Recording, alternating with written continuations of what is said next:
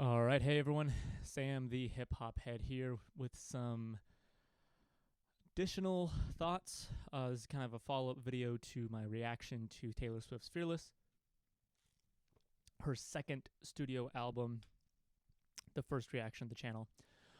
So, this last weekend was Christmas when I'm recording this. I did listen to the album over Christmas break. I had it recorded, I think Thursdays when I recorded the reaction, and had it uploaded on Christmas Day. Just my internet was being slow, and I had to edit it a little more. But I did listen to the album more. Um, and so this is just kind of once it's been given. It's been about 5 days to kind of sit in my stomach, sit in my mind.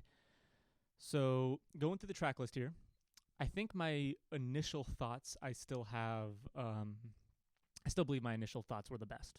Were not the best. I still agree with my initial thoughts. Um, I do like songs like, I think 15. I think it's kind of grown on me since I first listened to it. Um, I still think Love Story and You Belong With Me, because they were singles, are a little overplayed for me, so maybe my enjoyment of them as songs was greatly diminished because I've just heard them so much. Um, hey Steven, I like the again, I do appreciate the amount of courage she had to write a song about a guy, put his name in the lyrics, and title the song after him. So, um, going through our other tracks here, Fearless, the opening track, eh, I could take it or leave it. I do appreciate White Horse. Um, and then Tell Me Why and You're Not Sorry and The Way I Loved You. I think since those four songs. Wait. No. Sorry. The Way I Loved You. Yeah. I mixed up. So Tell Me Why You're Not Sorry and White Horse. I don't think I have a problem necessarily with songs that cover the same themes, because I've realized a lot of artists that I like cover the same themes in a lot of their songs. But I think the difference is whenever an artist covers the same themes in a song, the same story, the same anything, um, if they don't change up the overall delivery, is where I have a problem. So my problem with White Horse, Tell Me Why, and You're Not Sorry is it Tell Me Why? Let me just check my lyrics here. Um, I think it would be Tell Me Why. Nonetheless, I think the reason I didn't like the second two, which were, they're all about a guy that's just um not treating his girlfriend right, and she's finally giving up and leaving him. I think the reason why I didn't like the second two is because that it overall sounded the same. There wasn't a whole lot of difference in delivery compared to each other.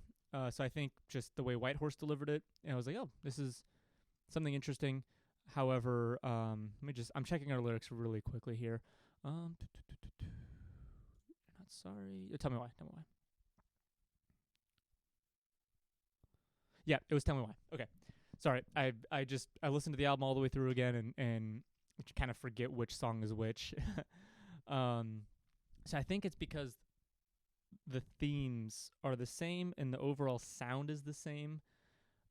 She doesn't really shake anything up. That's why the other two kind of fell short for me. Breathe, I still don't quite like Breathe.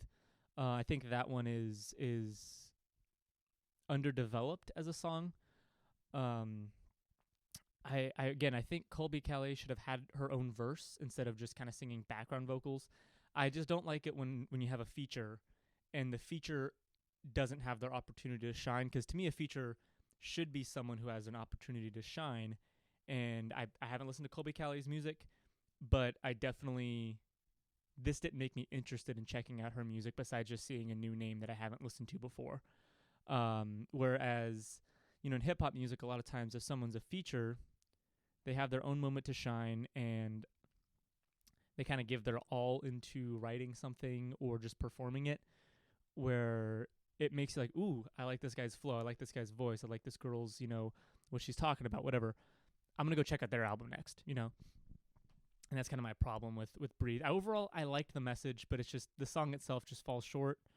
I still hate The Way I Loved You. That was just bad overall. I don't like that song whatsoever. Um, I could give or take Forever and Always. The Best Day, I think, is the best track on the album. It brought a tear to my eye on camera. I was kind of tearing up there whenever I was listening to it, and then on subsequent listen-tos, I still got kind of emotional thinking of listening to it. And to me, it's one thing if a song makes me cry on the first time listening to it, but if I listen to it multiple times and I still get that reaction, that emotional reaction, that to me means it's well written. Because some songs, the first time you hear it, you're like, oh, it's so beautiful, it's so whatever, what they're talking about, whatever. But like when you listen to it again and again, some songs will kind of lose that emotion. And to me, a song that doesn't is the sign of a good song. So overall, I think Best Day is the best track. I could give or take Change. Give or take that one, last track, 13, Change. I didn't like it. I didn't like it on the first listen through. Didn't have much to say about it, and I still don't. So overall, I'm not going to rate the album in a traditional, like, I give it a blank out of 10 sense. But overall, I think I'd pass on the album as overall, besides that song, The Best Day, and maybe White Horse or 15. Like, those are the only two that on subsequent listen-tos I still kind of enjoy. So overall, again, I'm not going to rate it. I just think I'd pass on this album. This isn't going in the regular song rotation for me. But let me know. Have you listened to this album before? Have you been a fan of Taylor Swift? Do you think this is her best album? Do you think this is her worst album? Let me know in the comments below. I'd like to see what you guys have to think. I don't have the next album picked out just yet. There's a few albums I'm kicking around in my head right now that I've kind of looked at. So next video will be next video. Yeah. So overall, again, didn't like the album. However, I am still pumped to listen to more Taylor Swift because if she grows from this point on, I think we're gonna have a good time. So yeah, this is Sam, the Hip Hop Head, signing off. I hope you had a wonderful holiday season, and whatever season you're watching this in. If you're watching this next January, next July, next October, I hope you're having an incredible day. God bless.